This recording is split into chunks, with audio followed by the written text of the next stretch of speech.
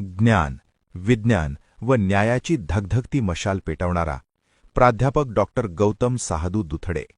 निवृत्ती दिनांक 31 डिसेंबर 2025. काही प्राध्यापक कधीच निवृत्त होत नाहीत. ते काळाच्या चौकटीत अडकत नाहीत.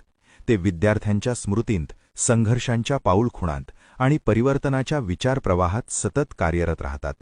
असे शिक्षक फक्त सूत्रे शिकवत नाहीत, ते माणूस घडवतात. विज्ञान शिकवताना त्याला सामाजिक भान देतात. आज आपण अशाच एका शिक्षक योद्ध्याच्या सेवेनिवृत्तीच्या क्षणी उभे आहोत.